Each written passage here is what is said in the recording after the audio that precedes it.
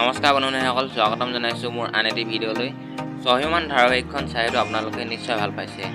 যোৱাটো খণ্ডত দেখিবলৈ পাওঁ যে আৰাধ্যাৰ মাকৰ গহনাখিনি চুৰ হয় আৰু আৰাধ্যাই বিচাৰো বুলি কয় আৰু আৰাধ্যাৰ মাকে সন্দেহ কৰে যে জিতে তেওঁ গহনা গাঁঠৰিখিনি চুৰ কৰিছে বুলি।